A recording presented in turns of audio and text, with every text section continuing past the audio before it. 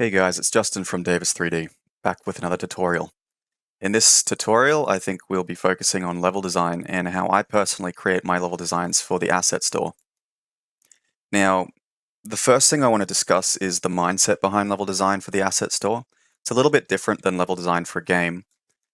Mainly the difference is in the asset store, you're trying to demonstrate what is capable with your assets, what can be created with your assets, not necessarily providing someone with a fully fledged level that they can play in their game, because that would kind of be inappropriate given that you don't know what the game's going to be. You don't know if it's going to be a survival, horror, exploration, etc., etc. So the better way of doing it for the purpose of sales is to create uh, some beautiful shots, some beautiful areas of the environment, and ultimately just trying to make things look as good as possible. So the method that I use is I first rescale the viewport to roughly 16 by 9, because that's about the size of the screenshots. I make sure the field of view is roughly around 90, and I pick a spot in the level that I could use as my main shot, like the featured shot, and then I go to create camera here, camera actor. Now this is going to be our staple camera actor. If we staple that, you can actually go to Window, Viewports, and add a secondary viewport. And so in this viewport, you could also position you can snap the view to the object. So now with this viewport open, you can drag it off to the side and you'll always see from the perspective of the camera. So now if you place rocks in, then you can use this viewport to do the placing and this other viewport to see what it looks like. Now, as for the overall design, I usually start with an idea. Now, I don't usually sketch the idea, but for the sake of demonstrating what I'm thinking, I'll just do a quick sketch now. We'll just use a yellow pen, that'll do. So I'm thinking of having like a player path that can sort of go through this coral reef in the center and have some big rocks and big plants on the side. And as it gets closer to the camera, the rocks can be a bit smaller with some finer plant details. And we can almost make it like a cliffside of just coral going like that, and have some big plants in the background. And we'll put some kind of feature in the center. I don't know what that'll be, but generally it's good to draw attention. Now, when customers view this, they're going to start by looking at the center, and then they'll scan in a big Z formation. So it's good to keep that in mind. And also there's like rule of thirds and the golden ratio and other things that generally your subconscious mind creates as you go along. But this will be the rough sketch of what I'm going to plan to create. Now, the reason why I'm only focusing on one view for now is because when you sell something on the marketplace, as you can see here, my background, the single view is the most important thing for selling. After you create the single view, then you can like go out and continue building the environment around that view. And that really helps sell products. It helps create something beautiful. Even if you're creating a game or a level, you can do this method as a way of creating what we call a vista experience, such as when a player enters a new environment, they want like this big moment where they view the whole environment and are just blown away by it. So I'm just going to start developing this environment now, just with a few rocks and things.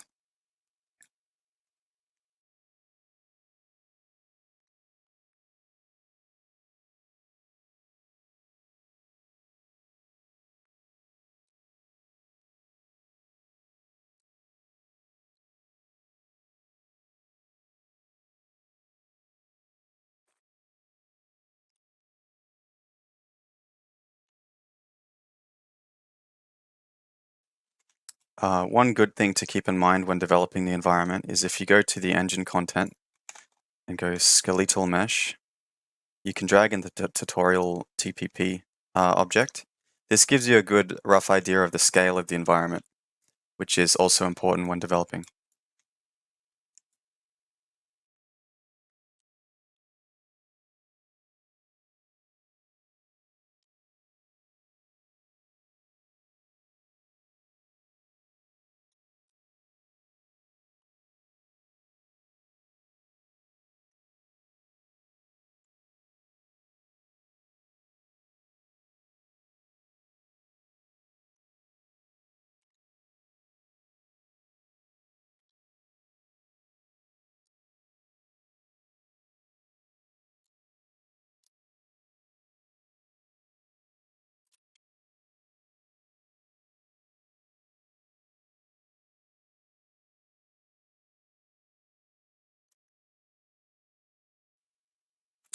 Don't forget that if you want some variety, you can also flip the scale back and forth. Just adds a little bit more difference between each stone or each rock that you're using.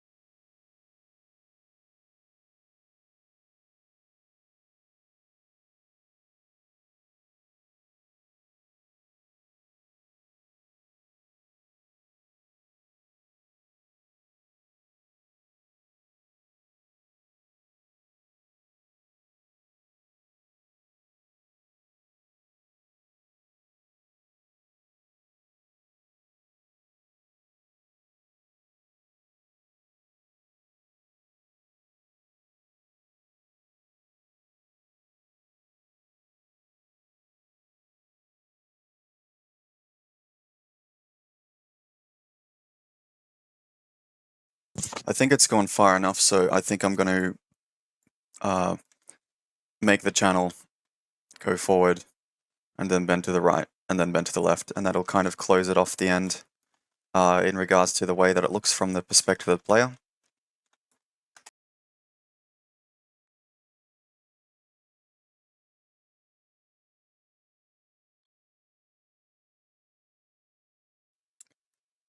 I might just modify the landscape a little bit. Thinking adding a bit of height in some areas might help it a bit. Okay, let's make that lower.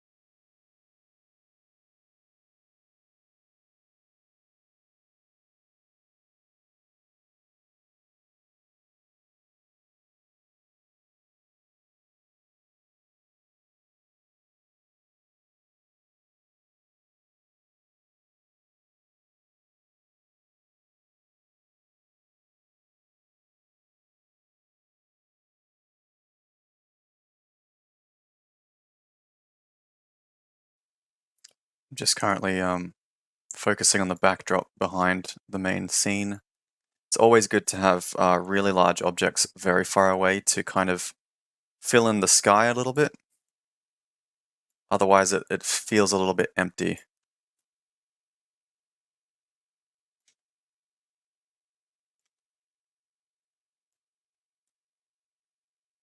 And the key with rocks is whenever you have a huge rock, it's always good to have smaller and smaller rocks coming further and further out, just to kind of make it look a little bit more realistic.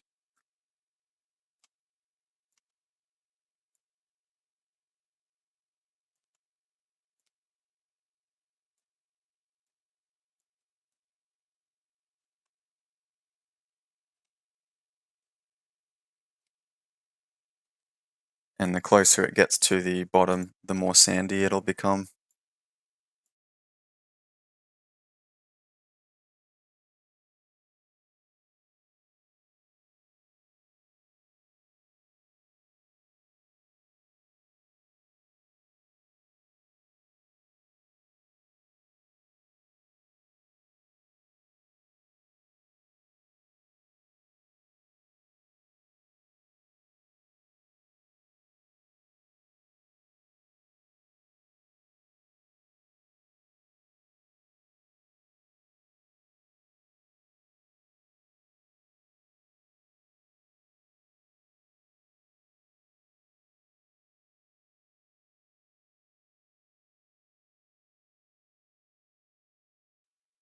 Just adding a bit of edge framing to the scene.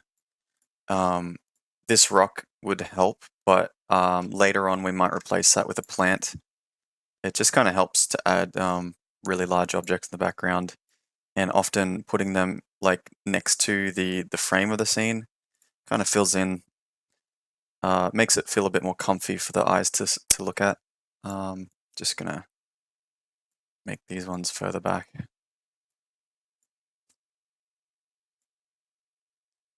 Maybe even see if this one looks a bit better.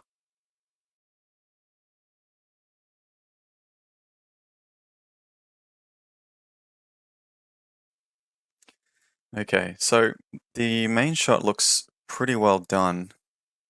From this perspective, everything looks good.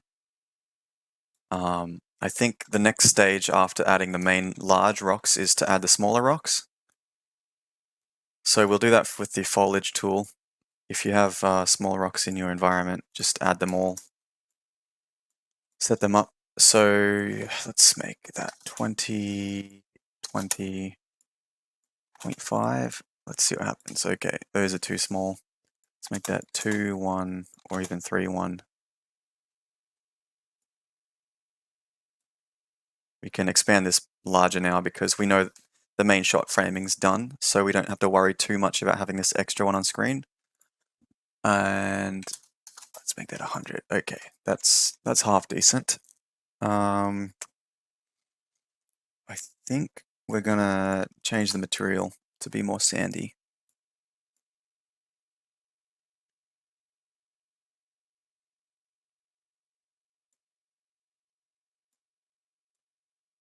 That's a bit better. Okay, 2.7. Let's make that 5. Okay, the main shot, I feel like there's one last thing that we're kind of missing. The main shot, if we snap that to viewport, it looks great, but when the player gets closer to these areas, there's not really much of a transition occurring between the rocks and the sand. So there's two ways to fix this. One of them is going into the sculpting tool. I'd recommend doing this first and just increasing that around the edges. Even make that 170.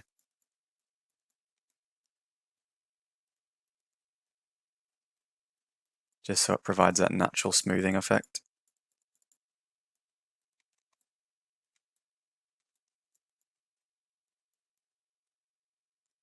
Also, some of these rocks probably need to be a bit more sandy as well, just so it provides that proper transition.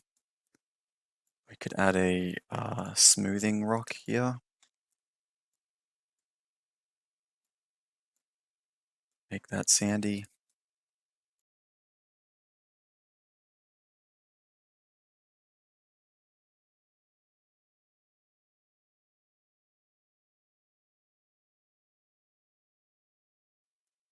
Same goes for this side. We'll just add a bit more smoothing between the sand and the rocks.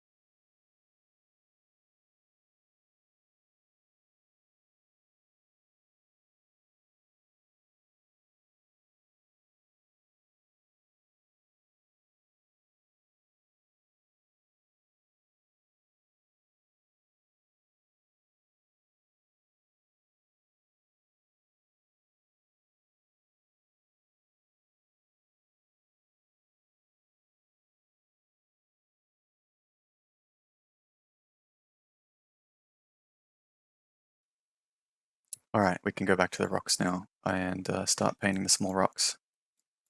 Just putting most of them around the edges. We can probably start by adding larger rocks, so let's do 3 and 2. Let's make that 50.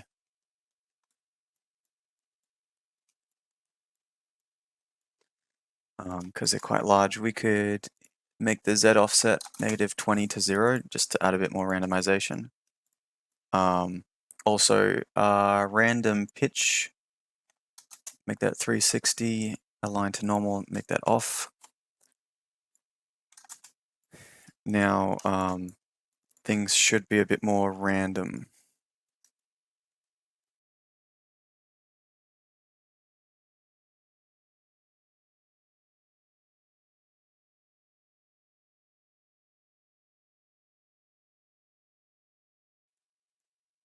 Now, if you're having a bit of trouble and things are sticking out of the ground or doing stuff that you don't want them to, you can just go to the select mode and like move them into position. And that's how you can get like something that looks a little bit more neater, a little bit more organized and beautiful.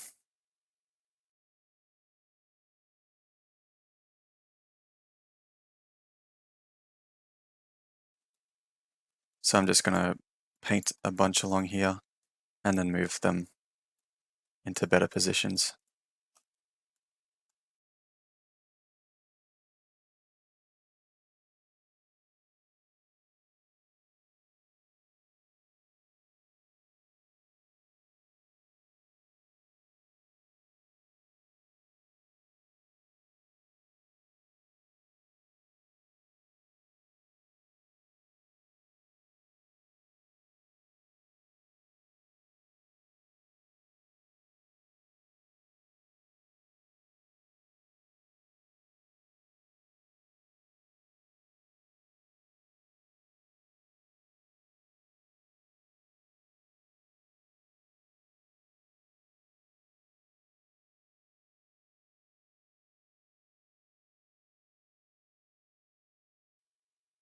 Alright, that'll do for now. So now we can do the smaller rocks. Let's reset all that, go to paint, and see what happens. Let's make that 0.7.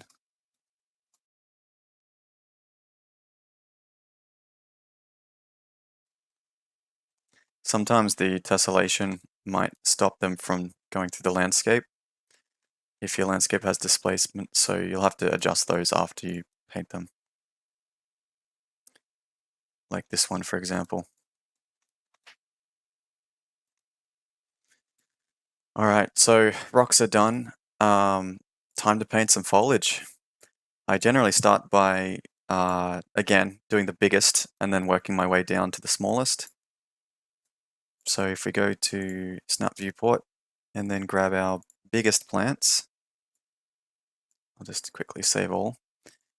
I have these large lilies which I could add, and I'll start by adding those to the background.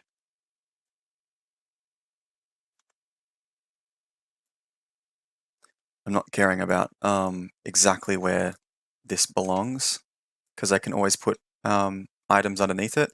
I'm only focusing on how good it looks.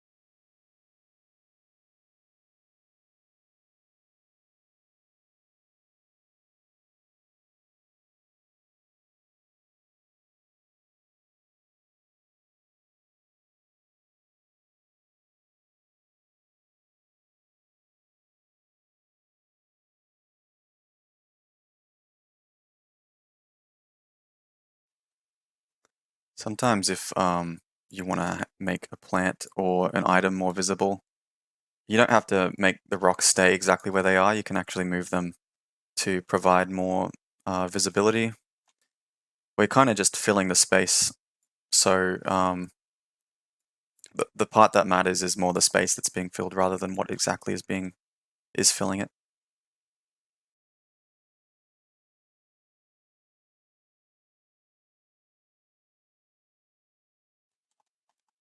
I'm just getting rid of an error that keeps popping up for running into texture. Textures are too high resolution. I'm going to lower them later, but that error that's always up here is because of that. So I'm going to just keep adding some plants. In fact, it might be better to add them to this viewport.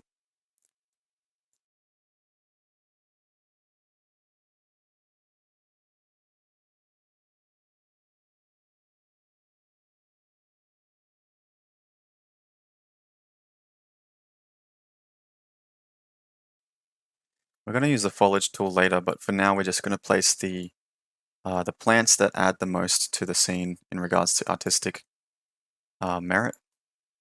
So the custom adjustments that we're making. I mean, it could be done in the plant tool, but for now it's just quicker and easier to just use a static mesh.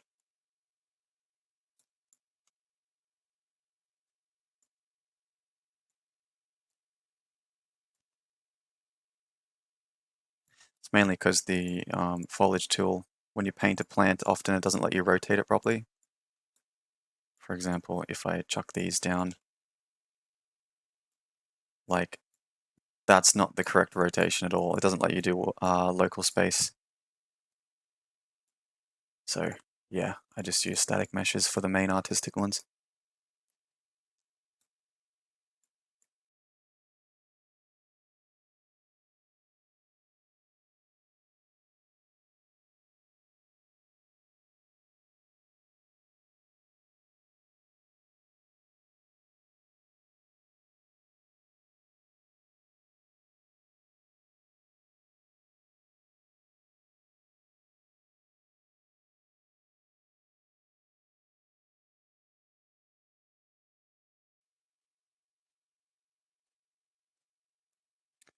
For the leafy plants, I generally I have 3 different types that like have tall, short, and medium. I usually paint them all at the same time, just to give a bit of randomness. But again, when we're starting out with the artistic stuff, it's often better to just do that in the static mesh option because it gives you more control. So I'm going to come back and do those later in the foliage tool, but for now we're just going to do that here. So might except for the seaweed, because the seaweed is quite easy to do. I'm just going to paint some seaweed around the place.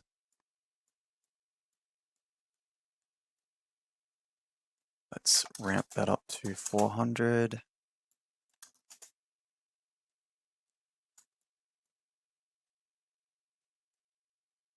Oh, gee. Hit the help tool. There's some different types of seaweed we can pop in there.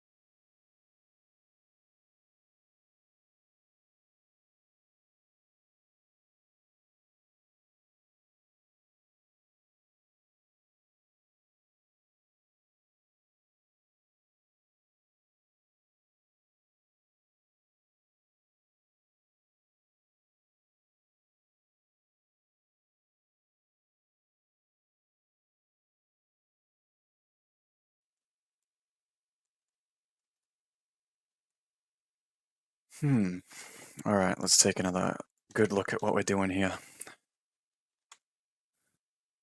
So I'm thinking we could add some plants on the ridges up here, maybe some in the background over here, some in the corner here, and a few around here.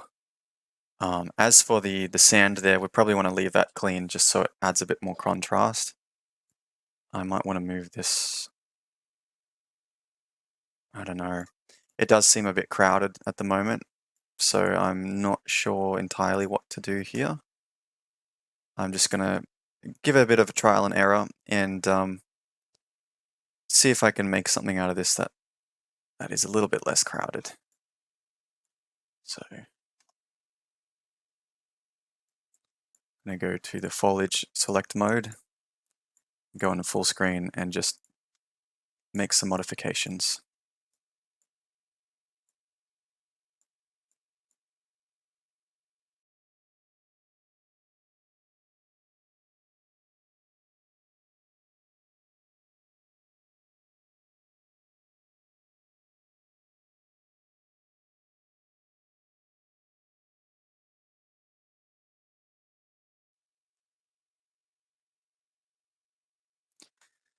Does look a lot better without that big one.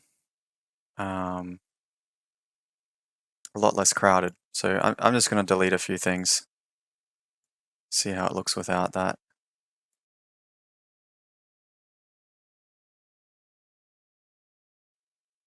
I think perhaps it might just be too dark around the rocks. So what I can do is also get the directional light and just give it a rotate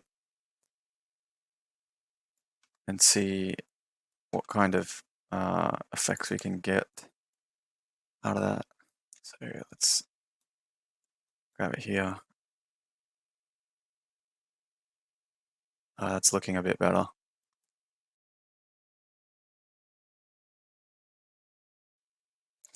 Another thing we can do is adjust the brightness of the rock. So we'll go into rocks and get the parent.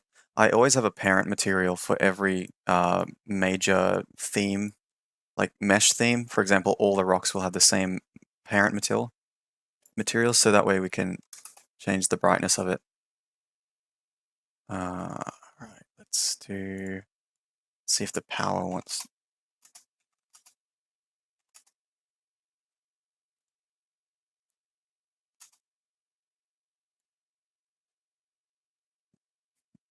That's looking better.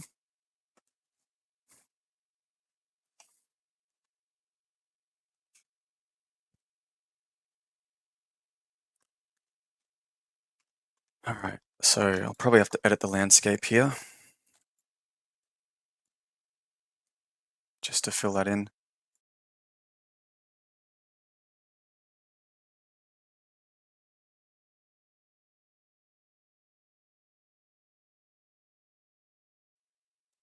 So regarding the methodology of how I do things, You probably noticed that every now and then I come back and I just take a good look and I don't do anything. And what I'm doing is I'm essentially analyzing the picture to see what the problem is. I'm always looking for problems with the picture, ways to make it better.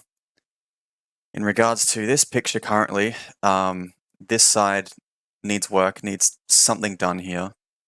I'm thinking making a separate path that goes through there with a bit of a cliffside and some stuff sticking out the side of the rocks. So I'm going to see how that looks. And if it doesn't look good, we can always just go back, delete it, and try again.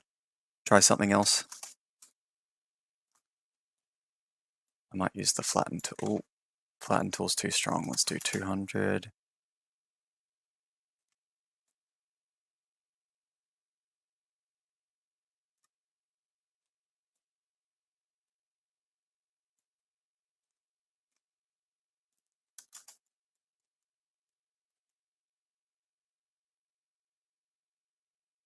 So it's already looking better because there's a bit of contrast there. If we select this rock, I think we could even move that rock back a bit.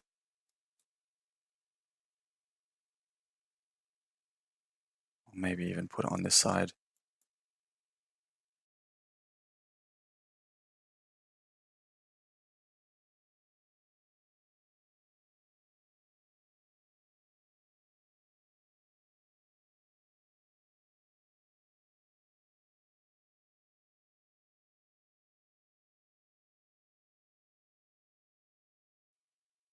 That's looking a lot better. I'm thinking just a little bit of plant here, smaller plants, might balance that out a little bit. So we'll chuck some of these on and see how it looks.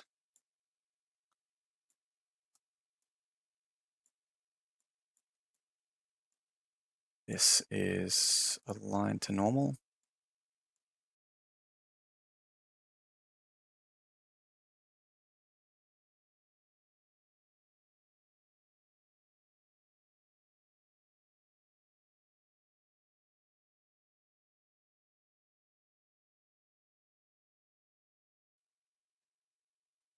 All right.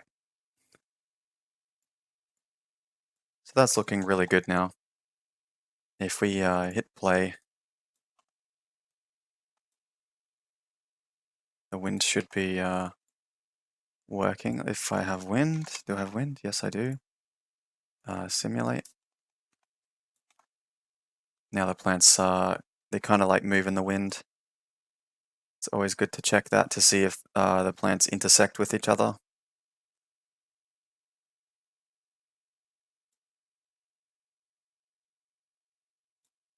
Another fun thing to do is find some music that suits the theme of your environment and play that, and just have a nice go at seeing what kind of ambient music fits it. It'll help for the trailer. It'll help inspire you. So this is one that I personally like.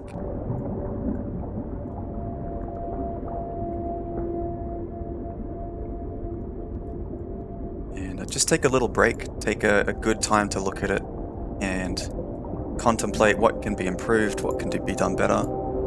Another way I like to preview the environment is by adding a smooth flying actor, like a camera. Let's just quickly open this up. I'll copy it from my previous one.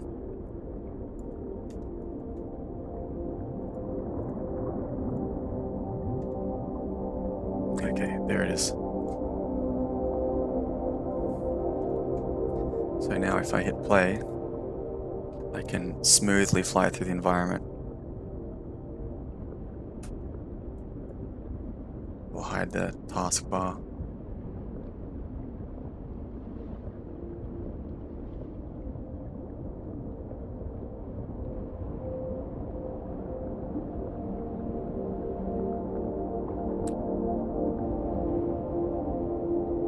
So from this perspective, I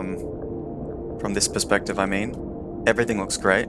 Now the next task is to essentially go and have a look at the level from different perspectives. So let's say this perspective, and we'll do the exact same thing we did before. We can create a camera and essentially start working from this perspective. So this is how I do my screenshots for the marketplace. It's why like most of the screenshots I make look like pretty good. I just try to make sure that every screenshot I take has had effort applied to it. So like these screenshots, for example.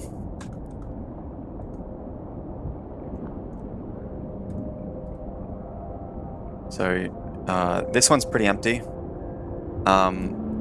Something we need to do as well is we should open up another viewport. We'll lock this viewport to the original camera, and then we'll grab this other viewport and we'll lock this viewport to the new camera.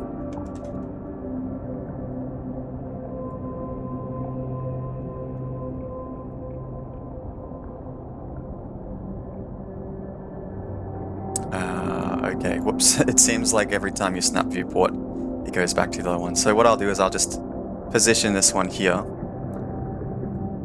And now, when I make modifications to this view, I just want to keep this open to check that I'm not wrecking this view, because we don't really want one view to sabotage the other one. So I'll just start adding a few more plants again. So you can see in this view, it's not even visible. That's the plan, is to just make these extra changes not affect the other view as much.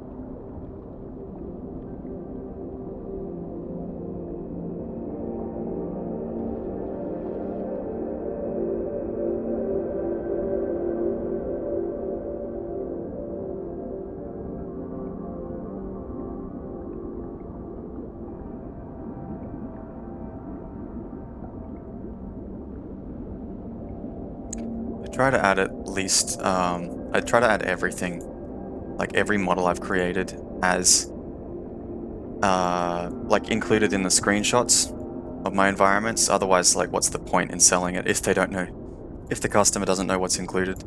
So this is one model I haven't actually put in yet, so I'm gonna chuck that in here. It's like this slug creature thing.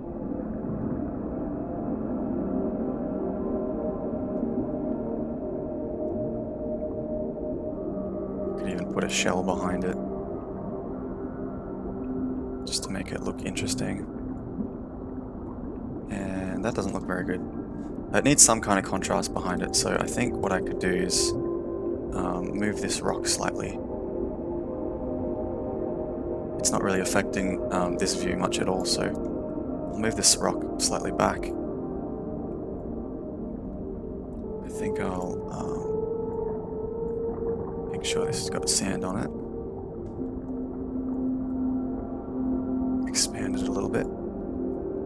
And add some seaweed, some kelp. We haven't added kelp yet to it, so let's do that. In fact, we haven't added kelp to this view either, so we'll add a few here.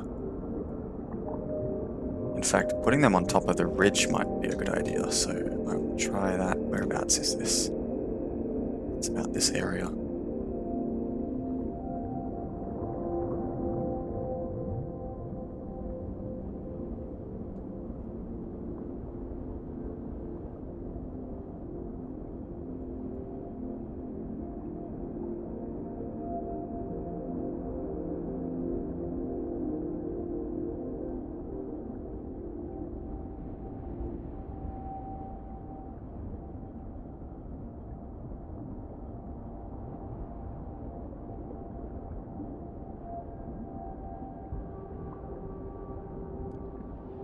We'll have to add the short one here.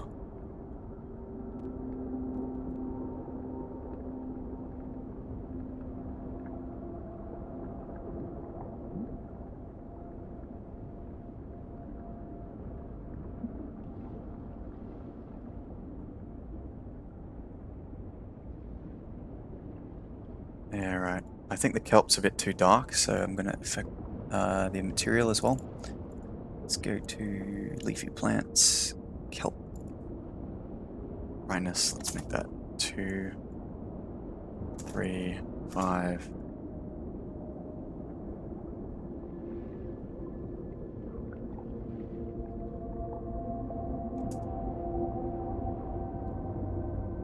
Increase the glow a bit too. Glow intensity 50, 40, 30. 30 will do. One other note is in the post-processing settings, we have in the bloom there's two methods. There's standard and there's convolution. Standard can often give you more bloomy results, but convolution is better for screenshots. The reason why is because, for example, if we increase the bloom on that material again, sorry, the glow, let's make that 3000. You can see it looks really cool. If we chuck it on the standard bloom, it's very like washed out. There's no like stars happening around like the edges. There's this cool starry effect that happens with convolution. So let's just make that 50, 100, 500, 50. You can notice that when you go to skylight, you can turn the brightness down. Just to quickly save everything. Directional light, and turn the brightness down. So all of my plants do have glow maps, and that's another way of selling products, is adding like little features like this and then demonstrating it with a different lighting setup. I'm gonna have to go over and make some adjustments, but the overall effect is still there. Especially when it comes to these types of plants. I'll undo all that.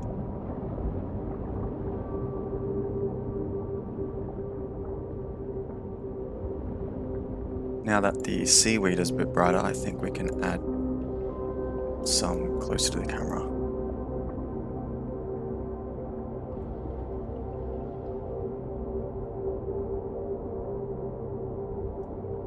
Let's go back to this other view.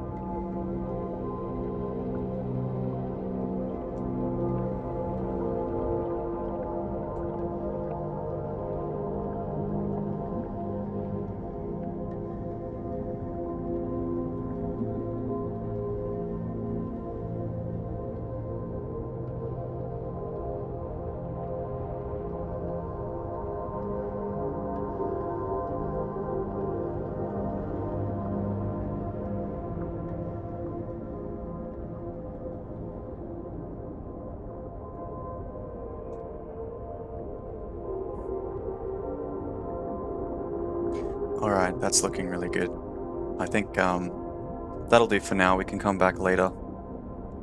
The key is to not spend too much time on each shot, because you kind of get used to the shot and your brain doesn't pick up on the errors. So it's good to keep switching shots. So I'm just going to do another playthrough of this. I might just quickly move the player start into the camera position, because we want the customers to be viewing it from the same starting point.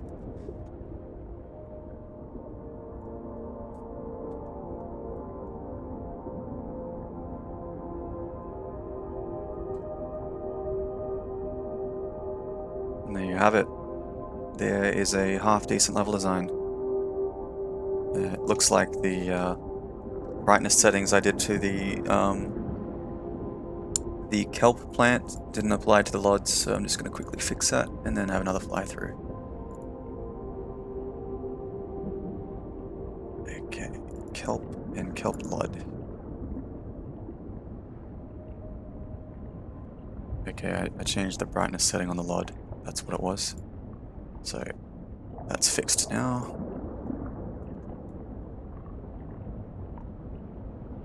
Just turn up the music.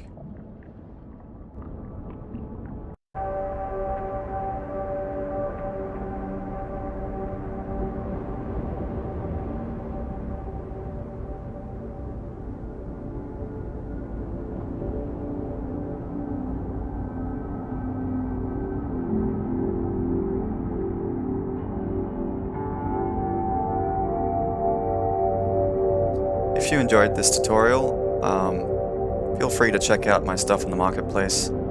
This package itself will probably be up in the next week or so.